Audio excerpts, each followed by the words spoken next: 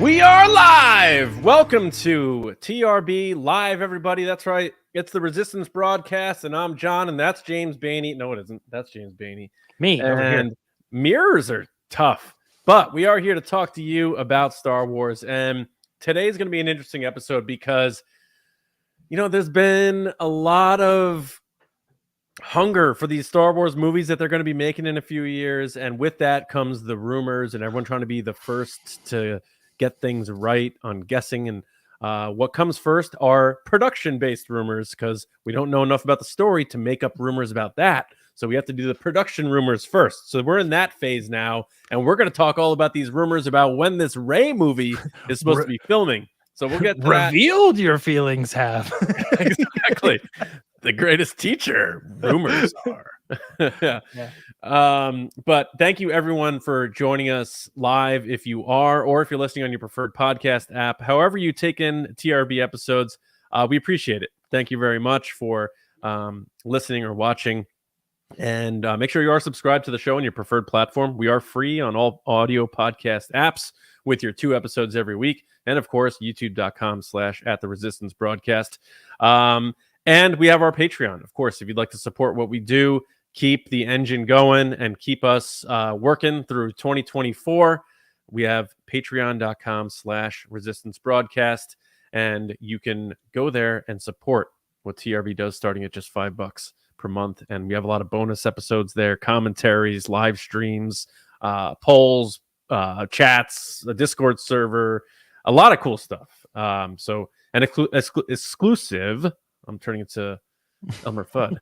Exclusive TRB merch also as you climb the ranks. So thank you for all that support. But more importantly than that, kick back, relax, enjoy the show because we have a lot of cool stuff to talk about, like that Rey movie. Now, James, we also do want them to submit questions, and we'll answer their live questions on the show. Granted, there are super chats available if you want your comment read immediately and be front of the line. You can do that. We appreciate those, of course. But also, if you just have a cool question about Star Wars that you want us to discuss, put it in the live chat right now or throughout the episode and use the hashtag #AskTheResistance, and we will do our best to get to as many as we can. So, James, in order for us to do that, we got to get this show started. Right, my man?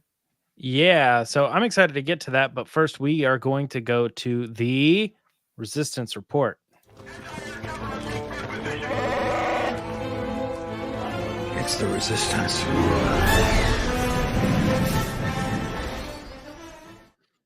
Sorry, we are teasing this thing like crazy, right? We got it in the title. We got it in the thumbnail. We were saying it up top. Let's just get into the story, right? Because there is a little bit of conflict reporting on that Rey Skywalker movie as far as when the movie is going to begin releasing, right? Or begin filming is what I mean to say. I actually getting this backwards, but yeah, begin film. Yeah, I know. At one point, the thumbnail said nobody knows. Yeah, are you, James? Hold on.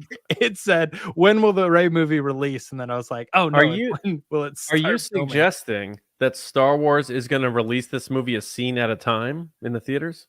Yes. Yeah, I heard that rumor. Yeah. So it's going to start like opening night is just the crawl, and then they're like, "We'll see you tomorrow night. Buy another ticket. See what happens next." In Star Wars, New Jedi Order. Yeah, they really liked how the last franchise had 9 movies, so they're going to take one movie and turn it into 9 parts. Yeah, that's perfect. There you go. All right, well, let's get into the story because it's if you look at, and this was highly reported, this was the source productionlist.com. They said that the Rey movie was starting to film beginning April 7th, 2024. Now that website is not just like a person on Twitter. They are a website that covers production news and kind of puts that stuff a little bit more up front. However, the old alma mater, if you will, Star Wars Newsnet for us, they have their sources that say that is not in fact accurate, and that the script is reportedly not even ready yet. It's due to the delays caused by the strike. Don't expect the film to start filming before the summer of 2024. So when you kind of look at the two things, I don't think Star Wars Newsnet's angle on it was heavily reported. Maybe that's just from excitement from fans, but the other side of it was like, did you hear? And everybody was like retweeting, going crazy, doubling down on it.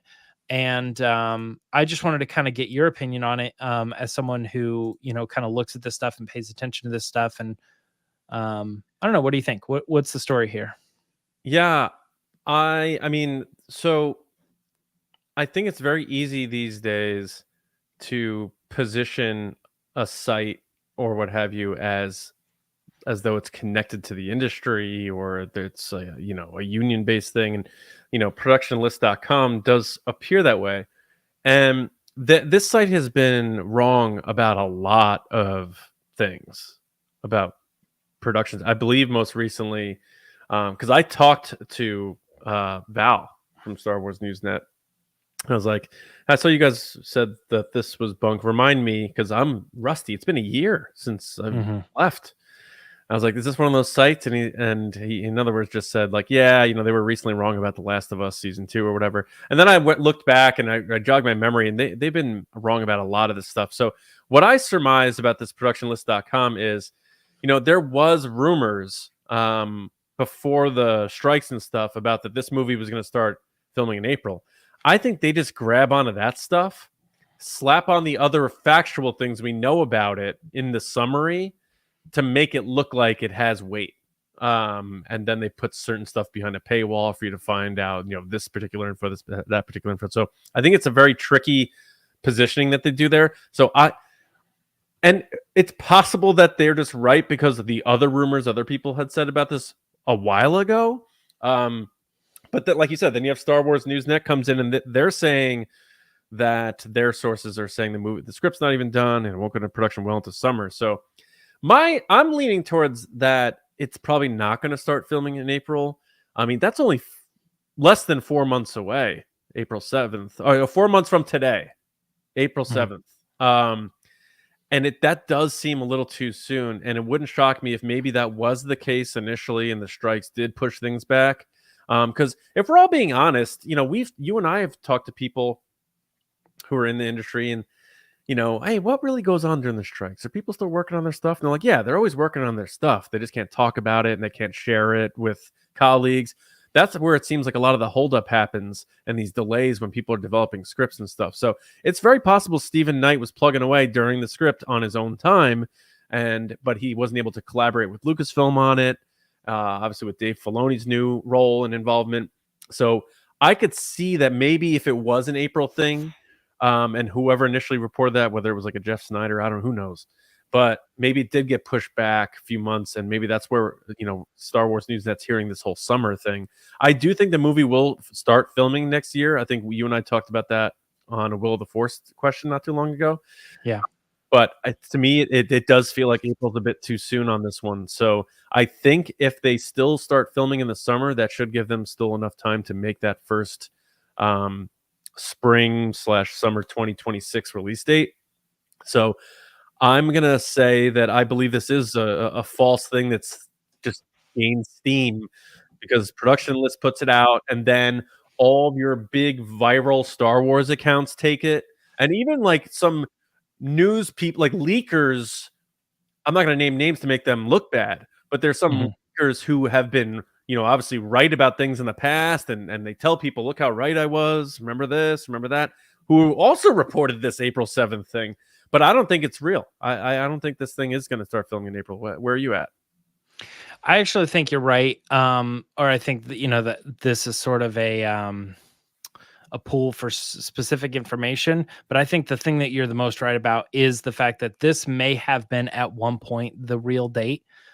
It may have been locked in for this reason or another, which is why, like, I don't think this site necessarily is like, they can be wrong about things, but it's kind of like IMDb being wrong, where like somebody throws it up there and they're like, yeah, I mean, like, you know, it's fine, you know, or it is what it is. It's like, it isn't supposed to be a site that's we have to be accurate. We are the source, you know, or Yeah. something like that. I think they're just sort of gathering some information. And at some point there probably was something that was official. That was the shoot date was April 7th. They were holding that down.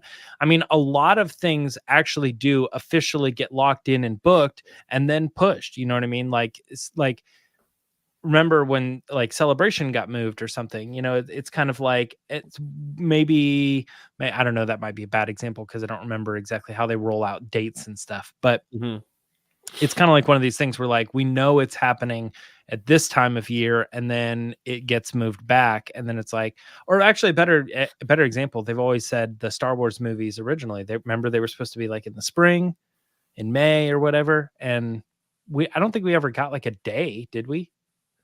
Like there was never like The Force Awakens was going to be released May 7th, you know? I don't think so. It was always just like a May and then they pushed it back to December, right? Yeah, probably. So I guess I'm just thinking like they probably did have this idea or these dates in mind, but the problem is that because of the reality of the strikes and other things, that this would have been the date. And didn't you just have you said today was the day that Rogue Squadron was going to be released? It was supposed to come out this month. Yeah. Which is, but it's like crazy. Things happen. And, you know, at one point, you know, there was a date in December that was probably locked in for that movie and they knew that it was going to happen, but then things happen with the movie and it doesn't end up happening. But with this particular case, it looks like things have been pushed back, as saying Star Wars Newsnet in their source. But I don't think this site is trying to report anything. I believe, Rogue Squadron was supposed to come out. It had a specific date. I think it was like December 22nd, 2023.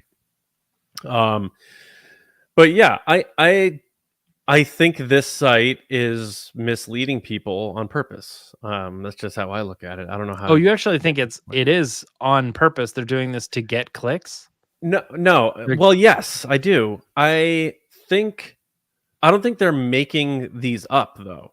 I think they're doing a very clever thing, which is taking facts that are known about this, whether they're well-known facts or not so well-known facts, but nonetheless gathering all those squirrels' nuts and all the facts that came out from Lucasfilm about this movie and putting that also on this outline so that people say like, oh, they have that. That's correct. They have that. That's correct. So that must mean that C is correct if A and B are correct. And C happens to be the big thing everyone's talking about, which is this filming date. That I think they just pulled from. We had heard these rumors for a long time that, oh, the next Star Wars movie is going to start filming in April. It's going to be the Daisy Ridley movie. I think they just grabbed that and dumped that in here. And they're like, they made it look nice. You get this little, like, very, like, you know, behind the scenes vibe to it, like an IMDb Pro type of thing. It's a very well put together site, but they've been proven to be wrong many, many times. The only thing that hurts this stuff is when those viral accounts, Star Wars blank or, you know, whatever, who have like 100,000 followers, retweet it and say like, next Daisy Ridley Star Wars movie filming in April. And then when that comes and goes, even though it's probably not even true at all, then people say like, there's Lucasfilm again, missing their start date on filming when it was probably never a thing anyway. So it happens over and over. History repeats itself. It happened with the other movies, and it's unfortunate. And a site like this reaps the benefits if they do. You know, I'm sure they get some traction from views when these things go around. So, and the irony always is, if it happens to be right, they're like, look, we were right. But I remember reporting when this site would put things out there, or not reporting and saying like, guys, we can't report this. That, you know, this site missed 40 movies production dates. We can't go with that. So I think Star Wars Newsnet might be right here. I think that it's possible that is incorrect and that it might be a bit later on. But I am hoping that we do get a Star Wars movie filming at some point in 2024, because once they start filming, unless it's a WB movie, we're in good shape. Well, we might be getting some Star Wars news soon, but before we talk about that, do you want to take this super chat that came in?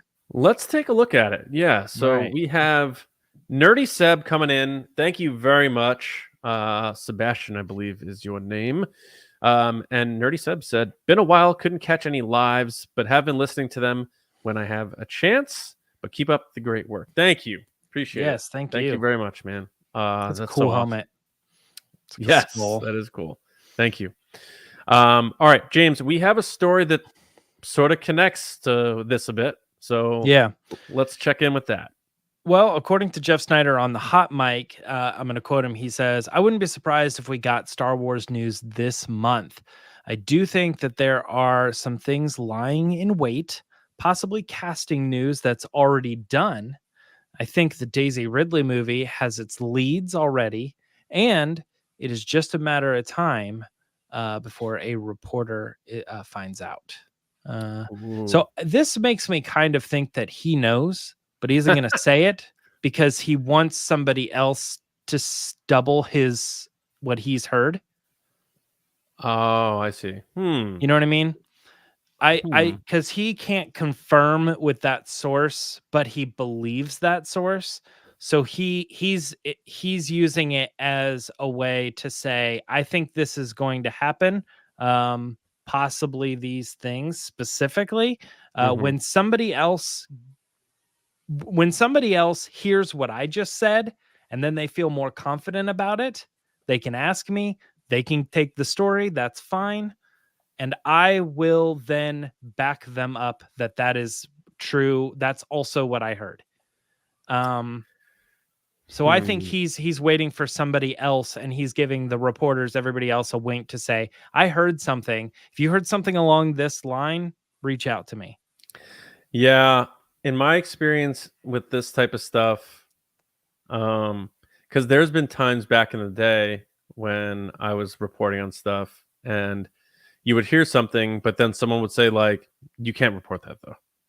And it'd usually be a casual thing. You're like at New York Comic Con, or you're at a celebration or something, and someone you know who has heard things, like, just is talking to you over a drink or whatever, and they're like, right, yeah, and I heard, they're going with this in the next movie. And I'd be like, oh wow, really?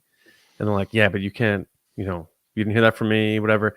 That's also a possible situation here too. I don't know. Like, I think they're similar. That's what I'm saying, is like, yeah, he knows, he's heard, yeah, but he's not going to report. Well, yeah, and Jeff Snyder is not one to shy from reporting this stuff on Star Wars. He broke a lot of stuff last year, and he was the one to break the Lindelof thing. He was the one to break that. I think that was canceled. I think he broke he reported on a bunch of things that wound up being very true. And I think he also was the first to tweet about the Filoni movie, like the morning they were announcing it at Celebration, if I remember correctly.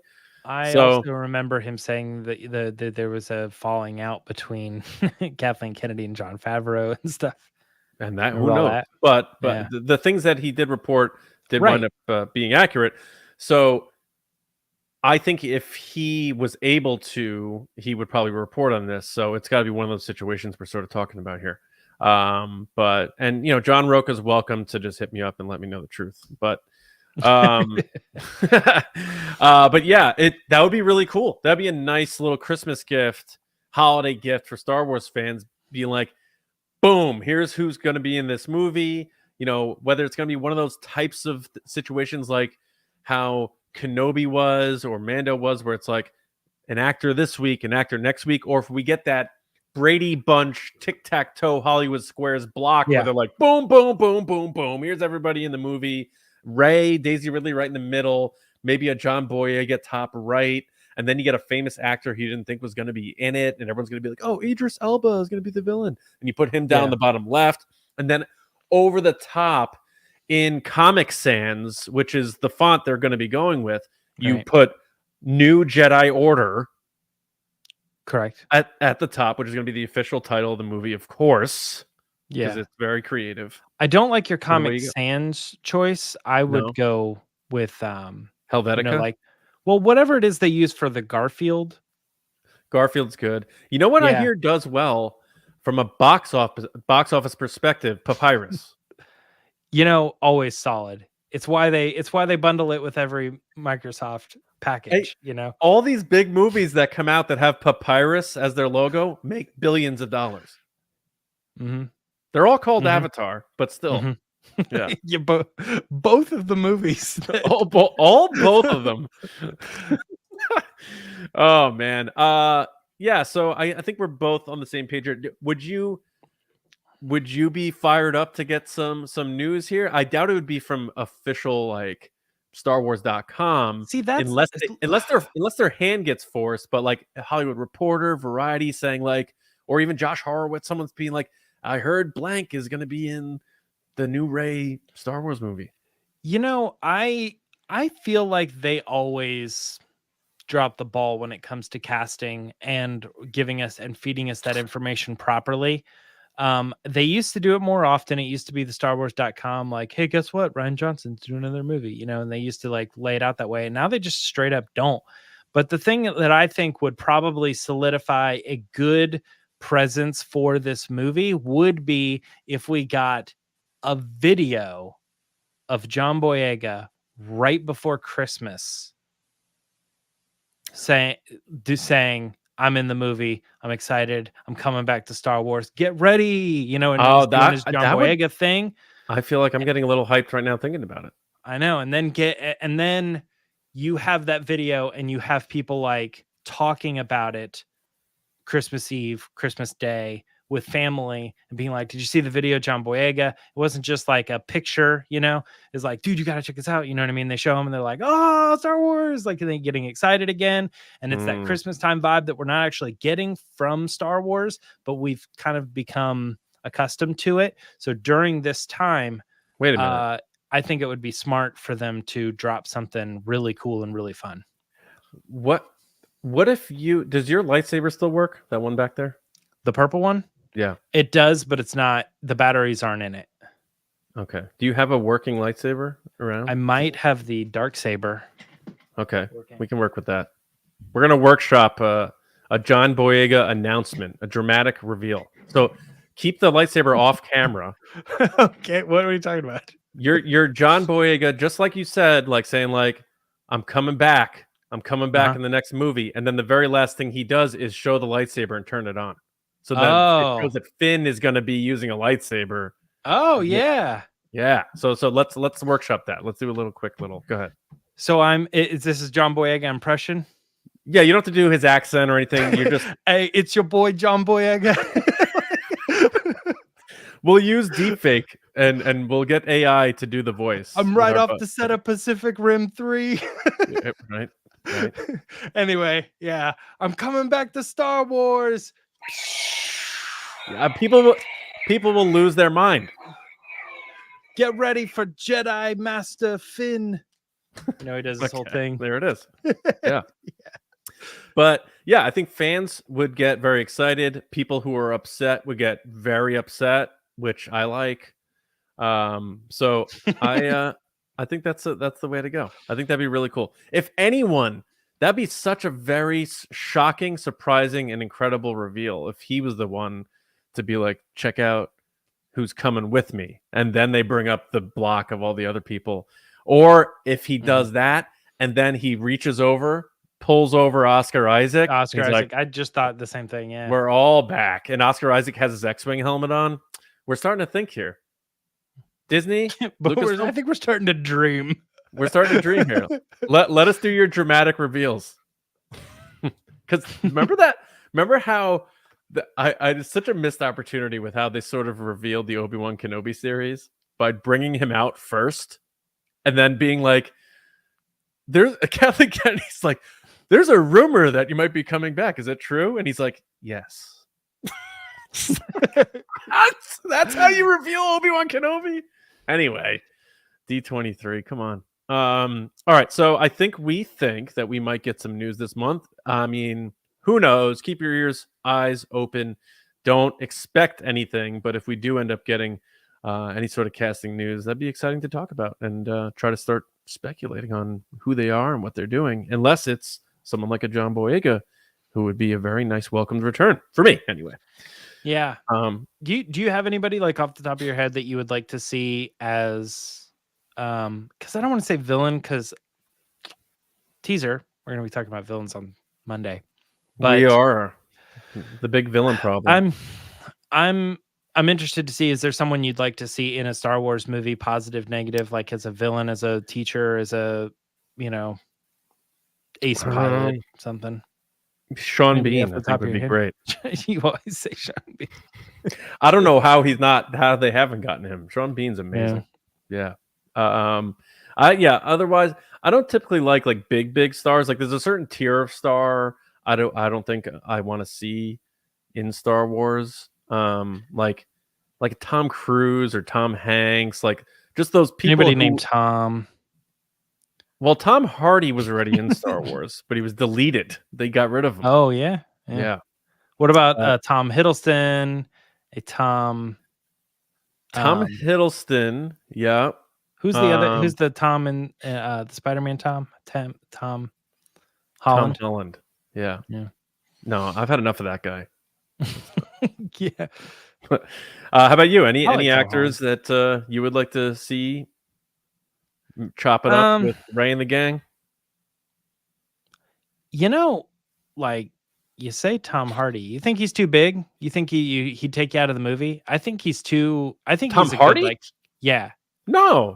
I think Tom Hardy would be fine. He already did a cameo in TLJ, but I wasn't sure if you were. You said Tom Cruise and Tom Hanks, but then you went to Tom Hardy, and I didn't know if you were considering him in the too big to take that would take you out of the movie. And we have an audience member chiming in.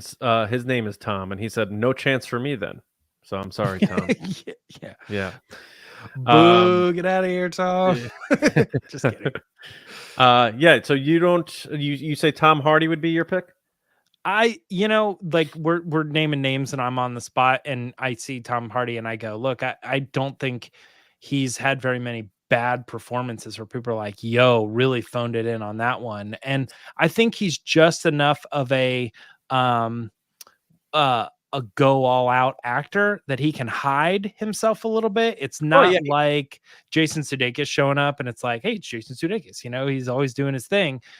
Tom does actually try to go and be something completely different, in his movies when he's playing a role. I think he could hide. He likes making it hard to understand him when he talks. That's true. When he does the roles, better part.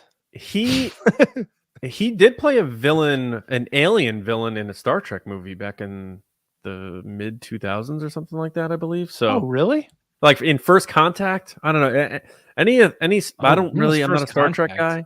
I'm not a Star Trek guy. That was 90s, wasn't it? Any of the Star Trek nerds in the chat, just let me know which movie Tom Hardy was in, and we'll. First Contact was 96. I don't think he was in that. That's a pretty big one. I don't know. We'll figure it out. But it's interesting for sure. But let's roll. You want to move on? Yeah. All right. How about Disney Plus? This is our next story. Disney Plus confirming, at least in the UK press release, that The Acolyte and The Skeleton Crew are two live action shows that are coming to Disney Plus in 2024. They didn't say released in that order, but they were listed in that order. Could be alphabetical. I don't know. It's kind of debatable because that list also did have an alphabetical section, so I don't know. Maybe not. But both of them listed for 2024. I think fans responded pretty quickly with, what does this mean for Bad Batch? What does this mean for Tales of the Jedi? And before you say, well, this was their live action offering, there were plenty of other animated and other types of properties in that listing as well. So it's kind of tricky. What's your thought on what does this mean for other shows? Are you surprised by The Acolyte and Skeleton Crew being the two shows? And do you think this is the order or do you think it's a reverse order? I think Skeleton Crew keeps putting off that vibe of, they've said it, the Amblin sort of Chris Columbus type of just that cozy holiday coming of age type of feeling. I think Skeleton Crew is going to be locked in that Q4 holiday season run, especially it's based on kids. They're trying to get home. I think it's going to be something kids can really rally around the holiday season. Maybe they put out some cool toys for Santa to bring on Christmas. And Acolyte's dark, and I don't know that putting out something dark side related around that joyous season makes too much sense from a serialized perspective. So I think Acolyte will be early summer, maybe even like a May the 4th debut, and then let that have its run. And because we don't know how long the Acolyte is. The Acolyte's not a part of the Mandoverse, which is the 8-episode thing. The only other show we've gotten, 2 other shows we've gotten that aren't a part of it, you had Kenobi, which was 6, and Andor, which was 12. Maybe Acolyte could be like, oh, we're doing 10 episodes. Outside of that world, they play, Yeah, so say that's 10 episodes, that's 2.5 months. You start in May, June, you get that into, that ends up in July, August. You take a month break to promote Skeleton Crew, and then away you go with the fall Skeleton Crew release. Andor probably will have well enough time to be done, because all of the reports were that they were very close to finishing filming.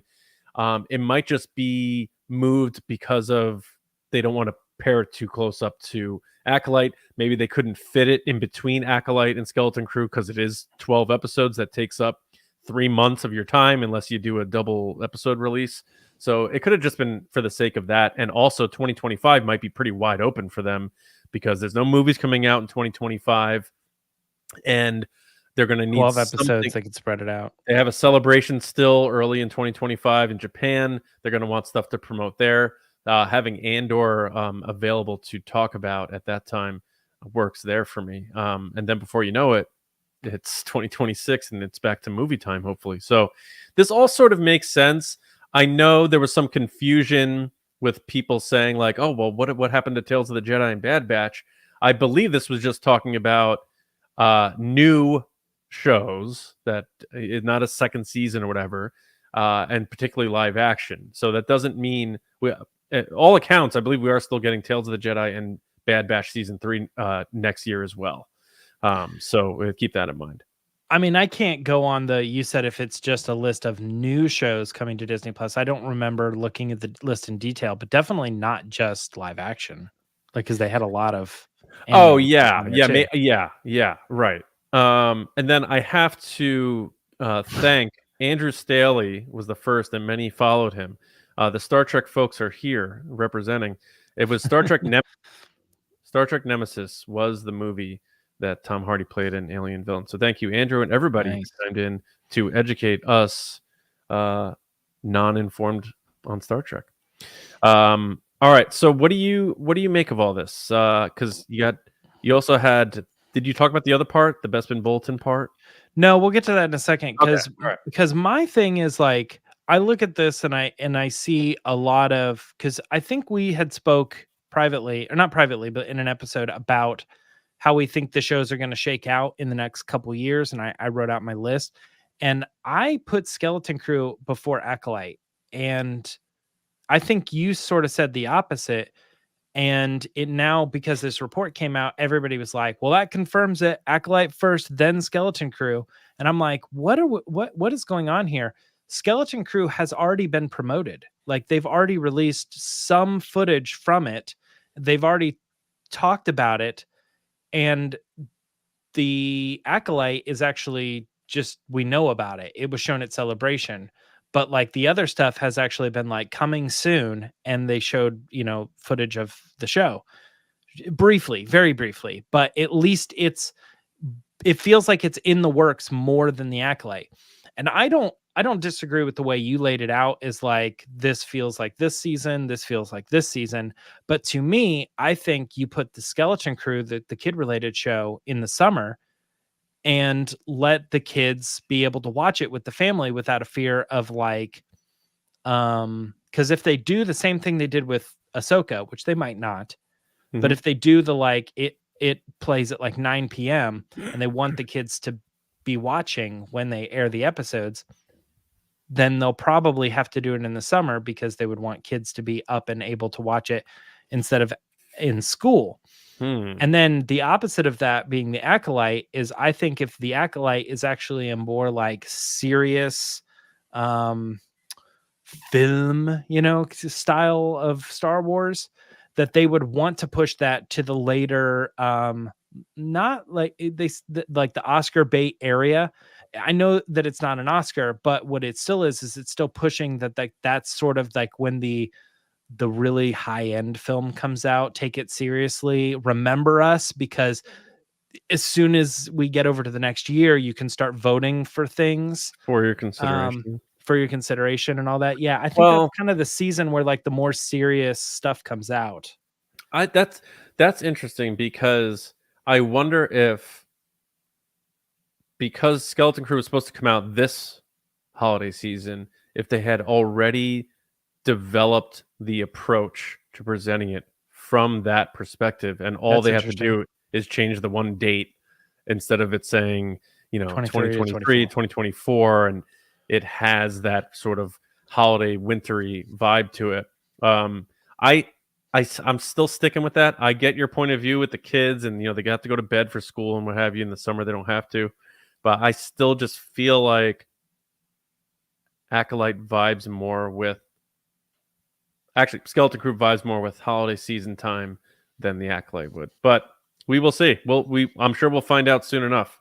But Well, I know what everybody's thinking. They're saying, but James, but John, what about Mandalorian season 4? Well, we can talk about that rumor real quick. Bespin Bulletin, as you mentioned earlier, says Mandalorian season 4 is set for. Let me just check. We're checking. We're pulling out. I'm checking Lizzo's tour schedule to see if she's going to be available for filming. Coming in. Why are you talking over my joke? I'm crushing it right now. And Mando season 4 is coming in 2025. Yeah. What do you think about that? I think that I don't know, man. I guess that makes sense. It seems far, but we did get, it was 3 years between 2 and 3, right? Technically, nah, not really. Like no, it was 2 years. 2 years and a few months. I thought it was 1 year. All right, let me put it this way. 1 year between Ready? 1 and 2. I'll make it quick. Mando season 2 ended December 2020. Mando season 3 debuted early 2023. So technically on the calendar, it's the 3 years later, but it was really just over 2 years. Yeah, and Boba Fett happened in between. Right. Yeah. Yeah. So if they do another thing like that, then you're looking at, but then Mando season 3 being 2023 and Mando season 4 being 2025, not that crazy. That's a 2-year split. And I think if I'm not mistaken, I think I also wrote Mandalorian season 4 for 2025. So that makes sense to me. Also going back to the beginning where we all started, this kind of just feels like a good guess for Bespin Bulletin. I don't know if I have information or not, but getting out there and saying like Mandalorian season 4 coming 2025, and then just sitting on that for 2 years until we hear something, and then after that, whatever day it's announced, it's very easy to be like, well, in 2 years things have changed, or in 2 years I guess I was right 2 years ago. Yeah, I'm not here to discredit anybody like that. I'm not either, but I'm just saying. If I had to guess, I would guess Mando season 4 for 2025 also, just because 1, we know what's happening. 2, we know Favreau wrote the scripts for it already. So that's done. And then it'll be a matter of the 6 months, the typical 6-month Mando filming schedule, which was supposed to start around October of this year. So you figure that might not start until early next year. You add 6 months to that, then you're looking at summer. Then you go through your post-production, which their turnaround on Mando has been around 6 months as well. So it's almost like they're able to turn out Mando seasons in about a full year. So there's a good chance that we could see Mando debuting the same way season 3 did, just in 2025, and get that experience for people going to Celebration again to see the finale, maybe even the finale of The Mandalorian on a big screen at Celebration, or that sort of thing.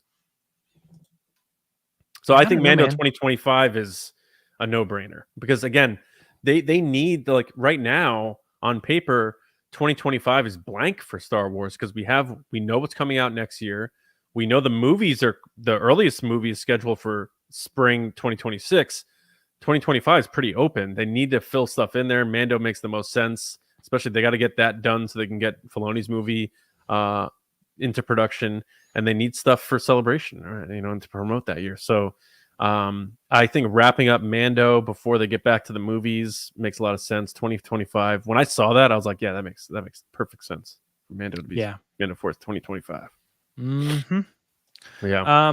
All right. Well, last thing on the Resistance report this week is this question. Well, not question. Actually, sorry, I got thrown off. I did want to say, throw your questions in the chat for Ask the Resistance. Hashtag Ask the Resistance for the questions. Yes.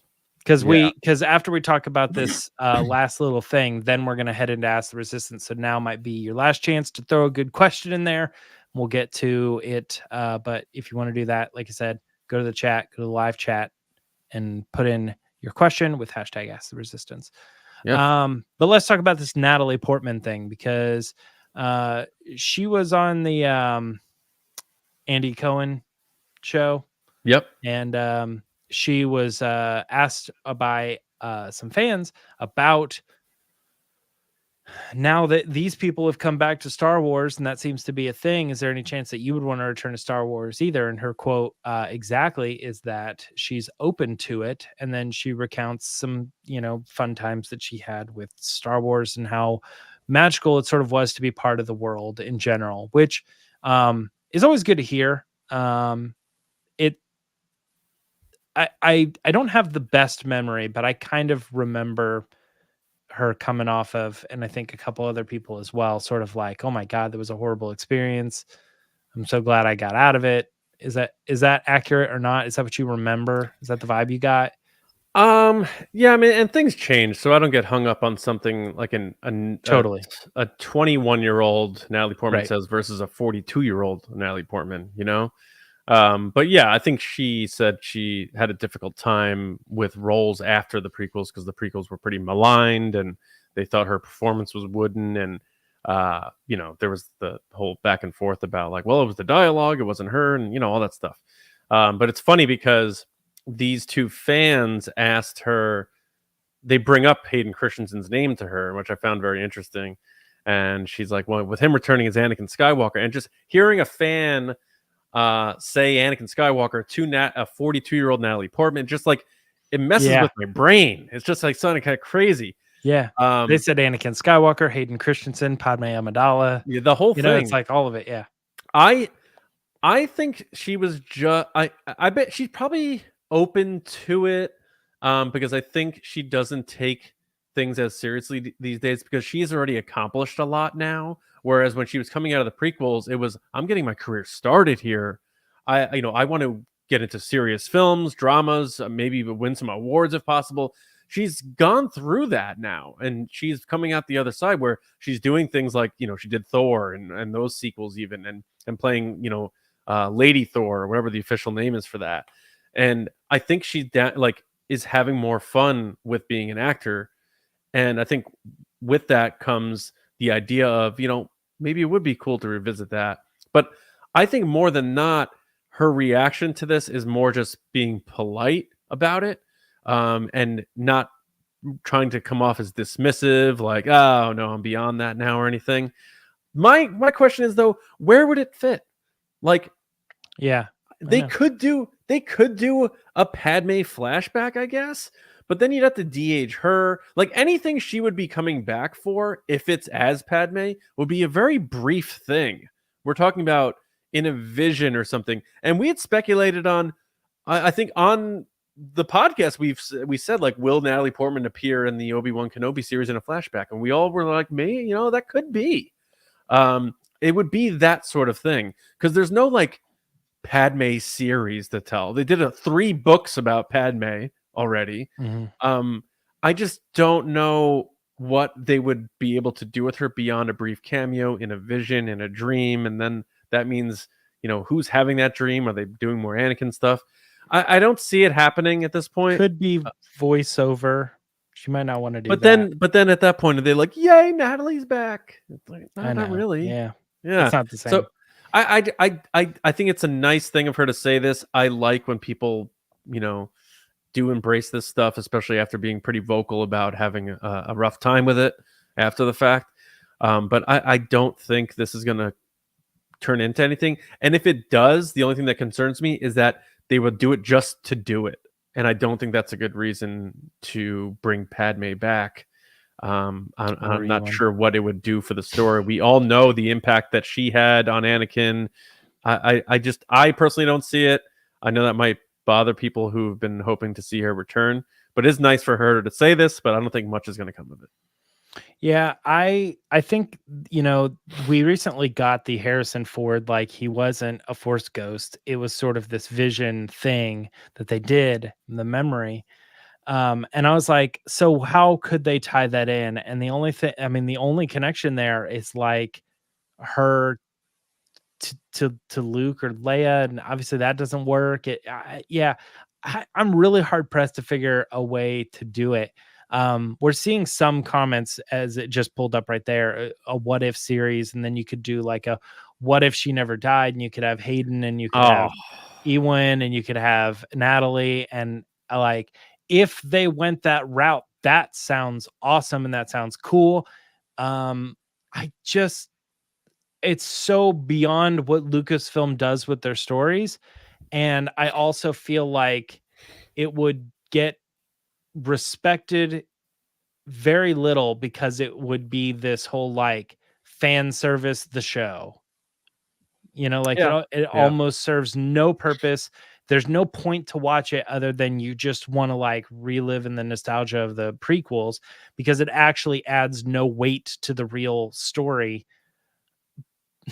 But man, it would be cool. It would be fun. I love watching the episodes, and I think as fans we could separate it. But I think all of that falls into exactly what you're saying. You're doing it just for the sake of doing it. And I don't necessarily know that that's going to give the show the weight that it actually needs. Because if we're watching a show and this time, I don't, you know, something different, Natalie realizes she has to kill Ewan's character or something, you know what I mean? Whatever the show is, there's no weight to it, because you're like, all this stuff is made up, you know. It's like it's a reality check beyond like, oh, I'm watching a TV show and I know that actor isn't really going to kill that other actor, but I'm bought into the story. You can't even really be bought into the story, because you're like, none of this matters. Yeah. This didn't happen, you know? Yeah. So as cool as it would be, I feel like they would just have to do it as like a one single thing. And then what's the point? I don't know. It's tough. Yeah, it would be fan service, nostalgia, seeing Padme again, probably not de-aged that greatly. I mean, Natalie Portman looks great. I'm not sitting here trying to say that sort of thing. But like with Hayden and what they did with the Obi-Wan series looked weird. He looked much better in Ahsoka. So it really depends on where Padme shows up. But it doesn't seem like it makes much sense, but it was nice to hear her talk about it in a positive way. So that's my takeaway from it. Yeah. All right. Well, let's wrap that up. Yeah. And let's get into some questions here by doing Ask the Resistance. I've been wondering, what are midichlorians? Okay. It is time for Ask the Resistance. We're going to get to your questions here. You sent a bunch in, so thank you. We'll get to as many as we can. So let's get going with this first one here. And this is from Semperfi Danny. Thank you, Danny. Appreciate it. And Danny asked, with everything coming up Filoni these days, will we ever see a live-action Hondo? With other animated character, what other animated character do you want to see make the big jump to live action? James, you're a bigger Hondo guy than me, so you've talked about, you had bold predictions, I believe, of Hondo potentially showing up in some of these future things. Do you think we're eventually going to get that, or do you think Galaxy's Edge is our fix for a quote-unquote live-action Hondo Ohnaka?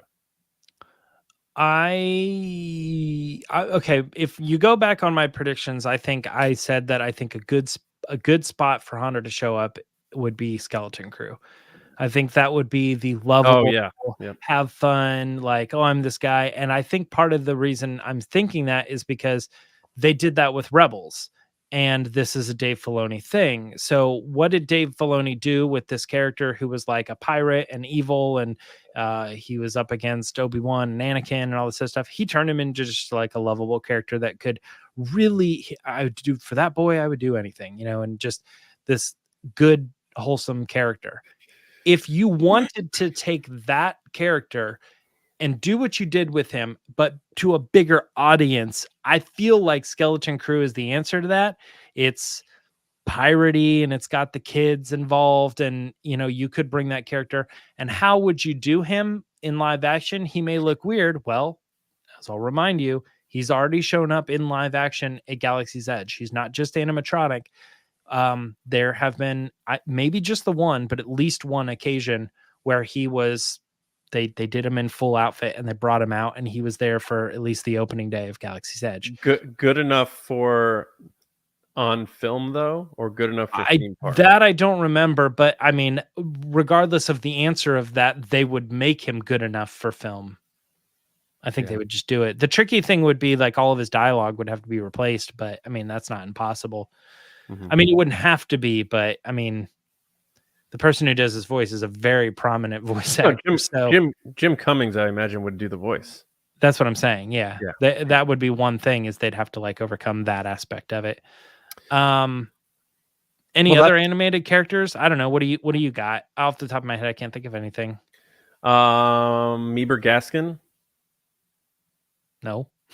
Really? I don't know. Steven Maybe. Stan. Why not? Yeah. I don't know. I think Resistance something. We've technically seen the ships. We've seen 3 of the ships in Rise of Skywalker, and we've heard 2 voices, I think. But sometime in this new sequel, maybe this is the Rey movie. Maybe since they're feeding us that stuff in Ahsoka, maybe we're playing in the Resistance world a little bit, and we could see Resistance characters show up in Rey's movie. In the right timeline. Yeah, maybe. How about? I mean, we've talked about this before, so it's not uncovering anything different. But Callus would make sense. We already have all the Rebels characters. Yeah. But yeah, good question though, Danny. Thank you. All right. Next up, we have Rain Coast VP. What's going on, Rain Coast VP? Are you planning on going to Star Wars Celebration 25 in Japan? Any thoughts about what movies and TV shows they will focus on? I'm definitely looking forward to when tickets go on sale next year. We are going to Star Wars Celebration Japan. So that is the plan for all 3 of us to be there. And as far as what they're looking to focus on, like I was just saying before, I could see Mandalorian ending its run at Celebration on an early, like 2-day early sneak peek or what have you, like they did in London. And that movie should be a year away from release. So I'm thinking movie title debut, first teaser debut, that type of thing for the next era in Star Wars movies, which until I see something different, I think is going to be that Rey Skywalker movie. So Daisy Ridley will be there in full force, and it'll be the big launching pad. Think Celebration like 2017 Orlando, when they really give you the first look at The Last Jedi, that type of vibe. A year out from when that movie comes out, will be a big panel. That'll be like a big ending of the live action panel. Will be, Charmin Obaid-Chinoy coming out if she's the director or whatever. Saying like, hey, you want to look at a clip and then should we play it again? That whole thing. Yeah. So I think the movie will be the big ticket item promoted at Celebration 25, and then of course Mando and Andor, whatever else we're getting on Disney Plus. But if they got info on a movie, that's always going to be bigger than anything else they have, including Mandalorian, in my opinion. So what do you think, James? Yeah, I think the answer is also a little bit like, well, we don't know yet. Like, we know about the movie, but we're looking at the current run of what we got announced at Star Wars Celebration. We're bringing you Skeleton Crew. We're bringing you Acolyte. Well, those shows will have run their course. And this celebration is the celebration where they're going to say, hey, we're doing a show with this writer. We're doing a show with this director, or whatever, this producer. And telling us a little bit about the name of that show or what the future plans are. And that stuff's completely unpredictable. It's not just because by this point, like I said, everything will have run its course. We will have seen everything. We will know about Mando season 4. We will know Acolyte. We will know the one I just said a second ago, Skeleton Crew. We might actually, that might be a good announcing point for Ahsoka season 2. Maybe that's something to think about, because that would be a follow-up that we have not gotten confirmed and probably won't until that point. Or possibly. But I would also say there was one other thing that I was thinking of. Oh, this is when you're going to get your next animated television show too, because by this point, Bad Batch will have run its course. And I would imagine this would be a good spot, maybe not at the big panel, but probably at Celebration at some point, make an announcement about the what the next big animated thing they're going to be doing is. Yeah, it could be at the end of the Bad Batch panel, or well, Bad Batch should be completed before then. So that's what I'm saying is, I what I'm thinking is, well, unless they don't release it in 2024, as we talked about, or 2024, as we had just talked about, and they hold off to 2025. But what is interesting is that there always has been like one big animated property that they work on. Like Rebels, they ran all the way to the course, and then when that was done, they switched to Resistance. Well, and then when Resistance was done, they switched to Clone Wars. When Clone Wars was done, they switched to Bad Batch. Let's branch that off into our next question, because it's pretty close to what you're talking about here now. So thank you, Raincoats VP, for your question. And now we go to Blue Jedi, who is asking, when the Bad Batch finishes, do you think we can get a new animated show set around or after the sequel era that will act as a companion piece to the new Rey films? What does this have to do with what we were just talking about? Are you serious? Yeah. Well, let's see here. What if the Bad Batch finishes, do we think we're going to get a new animated show set around or after the sequel era? I'm going to say no, because when they start playing in that world, that's where you get into that, like, well, we don't want the people who do the animated show to predict what's going on with the live action movie stuff. I honestly have a feeling that, and correct me if I'm wrong here, anybody, if this is a bad opinion, is this the opportunity where you're going to get your full-fledged High Republic animated show? I don't know. Serialized multiple season.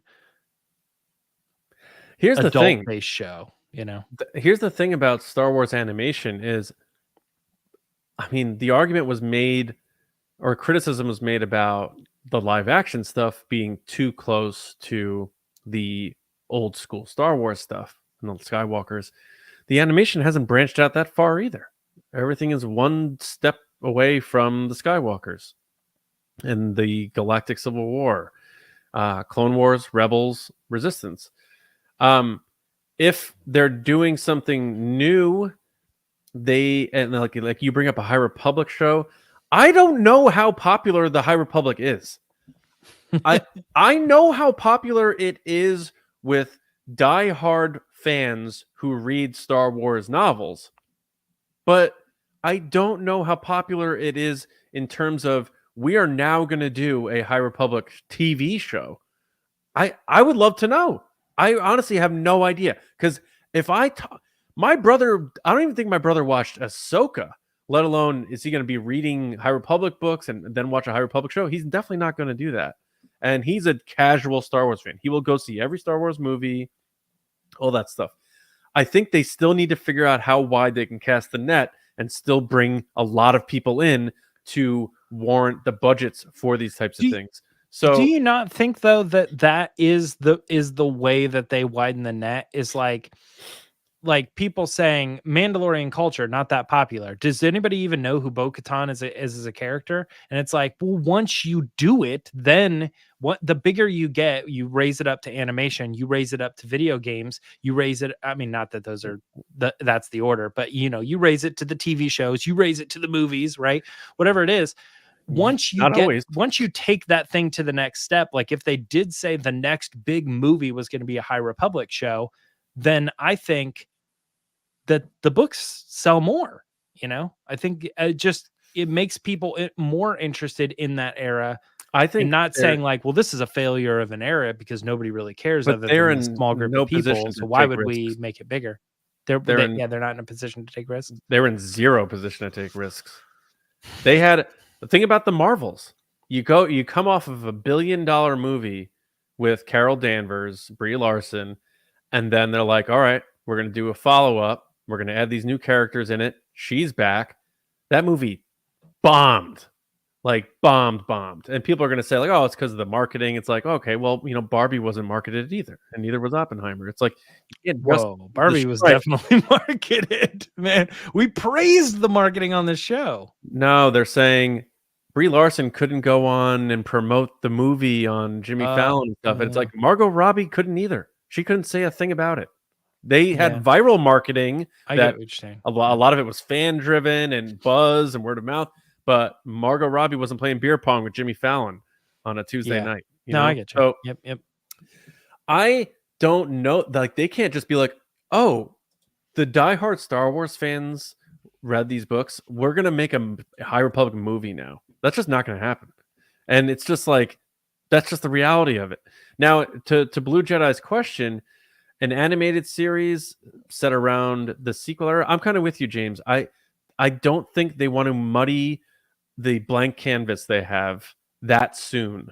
If you look at when the Clone Wars came out, it came out a few years after the Revenge of the Sith movie, and they were able to plug that in and do it that way. Rebels fits into a timeline that existed for decades in our lives. I think you would need to see how people receive the Rey movie, what characters become popular off of it, really let it age first and settle, let its foundation settle and see what comes of it. And then a few years later say, we're going to revisit this. We're going to revisit that. We may even go back and revisit Leia and Rey training in an animated thing. So I don't think it's going to be one of those like, all right, Disney Plus animated series about what Rey's doing to coincide with the movie. I think that's another risk. I don't think they'll do that. I think it'll be a wait and see. Yeah, the closest animated series I can think of coming out to the movies is Resistance coming out in that era between sort of Rise of Skywalker or before Rise of Skywalker was released. You know, so you're telling sequel trilogy stories-ish. Like part of that story takes place during The Force Awakens. So it's like you're kind of in that era. But you know, you're staying behind the line for sure on the movie. So I don't think it's something that's like happening at the same time or anything along those lines. So yeah, we did have a super chat pop in, and then we're gonna get to one more question before we close out the show. So David Probus comes in the bottom of the 9th and gives us a super chat. Thank you to the Spice Runner, Proby1. Look at that photo looking like a U2 cover. He is that's Time Magazine Person of the Year 2024. That's a preview of what that is. That's right. Yeah. He doesn't have a cat around his neck, but I'll take it, you know. He said, showing TRB love, Gray Beard is here. And you are. Thanks, buddy. Appreciate that very much. It's good to hear from you. And hope all is well, man. Thank you very, very much, David. All right. Last question. Here we go. We are going with this one right over here. And I think this might already be happening. But Mike Rumore has been lighting up the chat. So thanks, Mike, for popping in, joining us live. Hope everything's going well with you, man. And I know you're devastated about what the Yankees are doing because the Empire's back, buddy. Anyway, Mike asked, would you like to see a story told about the Force? And if yes, would you prefer a live action show, animated show, or a movie? And James, I think this is the Mangold movie. I think we are going to take the Force 101, like when you start college and you get your first intro to a topic. I think Mangold's is going to set the tone of what the Force is and what happens off of that. Like if that becomes a success, so what branches off of that? Because that's an area that's also a blank canvas because we're going back 25,000 years. So I think that's what that is. I think that's how they're going to explore the Force. They're going ancient with the Force, and they may pair that with what the Force becomes or what Rey can do with the Force in the future. But I think in terms of like something about the Force, it looks like that, in my opinion, it's the Mangold thing because it's the discovery, of the Force. What do you think?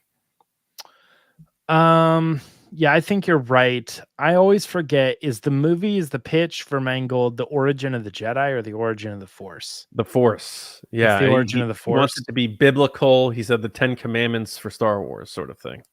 Yeah, it was Benioff and Wise were doing the origin of the Jedi, right? Yeah. They were going to This is the origin of the Force. Yeah. I think that John's right, Mike. I think that you're already getting this movie.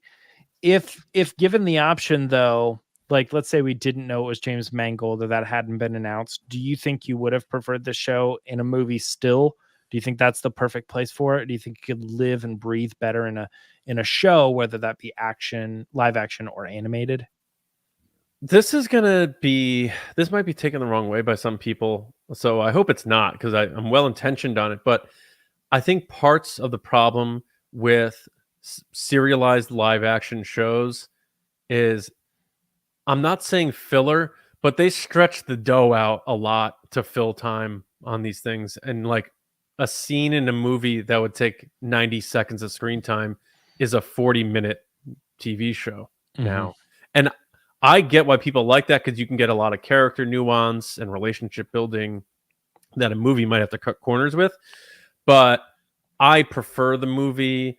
I rewatched Dial of Destiny recently. I think it's just a beautifully shot film, and it makes me just keep imagining what Mangold can do visually from a storytelling perspective in a big budget feature film Star Wars movie. I think when we first meet the Force and are introduced to the Force, or find out who discovers it or what have you, right, or the first person to connect with it, it has to be big time. I don't want to see that on Disney Plus. I want to see that in the seat of a theater and be like, oh my God, this sort of, changes how I view everything in a good way. So I think what though? That topic has to be big time for me. So while we've been pitching this, I actually agree with you. I do think it needs to be in a movie versus the show or the animated show. But what I will say is, I was sitting here thinking we should do our pitches for what we think. What would you do if you were tasked to direct the origin of the Force, and how do you make it Star Wars? And we could do like sort of what we did on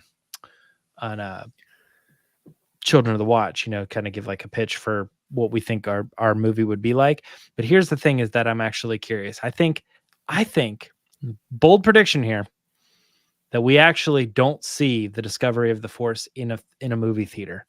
We see it in the trailer for the movie on our iPhone, because they're going to put that scene of the main character doing something, and then that thing moves and they go and they like back away, and we're like, that's it, man.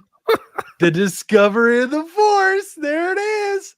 We're suckered. We gotta go see it. And then a few minutes later, he's doing something crazy, you know what I mean, in the trailer, and you're like, that's the end of the movie, right? It's Huyang like organizing his little shelves, and he's like, I have all this room for all these things. I don't know what I can put in there because lightsabers don't exist yet. And then he just looks over, and like his like human buddy is doing something. And he's like, and you just see Huyang, and he just goes, what? Like that. Like, yeah. Yeah. I believe that object just moved, sir. Yeah. I can't quantify what you just did.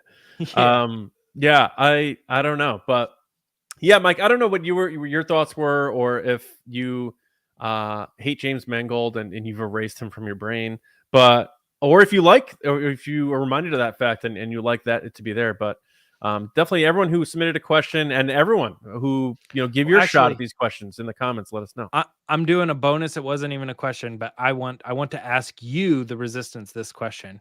David Probus said in the comments, Godzilla -1 was an incredible movie, best one I've seen all year. And I've been hearing that this movie's awesome. What are your thoughts on the comment that the director wants to do a Star Wars movie? Oh, you're pitching that to our audience? No, I'm pitching that to you right now. I'm asking you. Well, didn't we talk about that already? Did we? Wasn't that the guy who said he wanted to make Star Wars? I think we talked about that like last week. I think we talked maybe about it privately. I don't know. Did we really talk about this last week? Did we really? I think we did. Yeah, I think so. Oh my gosh. Never mind. I take it back. Go check out last week's episode. And dude, my son is so into Godzilla right now, and he doesn't even know about these movies that are coming out. He just it showed up on his iPad or something, and he's all into it. And he has the toys, so it is his time. His time has come. I think there's also a Godzilla King Kong movie that's not connected to this one. It's Godzilla season. It's time for Godzilla, and not the 1998 Matthew Broderick movie, which I saw in the theater, backed by the Puff Daddy Jimmy Page, not Bohemian Rhapsody, Cashmere cover. All right, James, we are almost up on time. We do have one more super chat we'll get to before we close out here. And this comes from, and by the way, thank you to everybody who sent in the questions, super chats, everybody just for tuning in live, listening, however you took in the episode. Thank you very, very much. And this super chat comes from Gareth Monroe. Hey, Gareth. Thank you very, very much. Gareth said, happy holidays, TRB. May you guys experience as much joy and happiness as you provide throughout the year. Thank you. Dude, awesome. Thank you. Yeah. Thank you so much. That's amazing. And everybody who sent in the super chats today, we appreciate it very, very much. Gareth, thank you so, so much. Happy holidays to you as well. Hope you have a wonderful holiday season as well as everybody. And thanks for joining us live, everybody. Yeah, for joining us live, listening, however. And don't forget, make sure you follow and hit up Lacey on social media at Lacey Gilleran, of course. And Lacey will be back. All right, James, that does take us to the end of the show. I don't know if there's anything you wanted to toss out there besides the fact that people can hit you up about their thoughts on the origin of the Force at Myra Trunks online. Is that correct? That is correct. That is the handle. Hit me up there or on Instagram. All right. I'm at Johnny Hoey, and my movie podcast, Just Like the Movies. For Trey Parker, Matt Stone fans out there, we just put out an episode on basketball and had a good time doing that. So check out Just Like the Movies on your favorite pod app, also free. All right. We do have to give a special shout out and a thank you to our TRB patron generals and spice runners. Couldn't do this without you. Probably wouldn't have a 2024 without all the support we have. So a big thank you goes out to Carmelo, John RISI, Jetta Rosewater, Frank Grande, Nick Kratz, Chris Morales, Brian Smith, Matt Chitty, Danny, Mike Rumori, Matt Heath, Brendan McLaughlin, Sneaky Zebra, Colin Cormier, Jolton Jedi, DiMaggio, Diana, and Dave Hornack. And the Spice Runners, just saw him pop in the chat before. David Probus, Neil Shaw, Kendall Gelner, Andrew Staley, Jeremy Myers, Michael Fry, and TheFortWorthian. And all of our listeners, followers, however you take in TRB, thank you all so much. It means such a great deal to us. You are the best. And super chat givers. Yeah. And James and I will be back on Monday, and we're going to check in on that prevailing thought we've had about Star Wars having a villain problem. We're going to see if Star Wars still have a villain problem, even though my hero, Baylan Skoll, has arrived. But we will talk about that on Monday. But until then, we hope everyone has a wonderful weekend.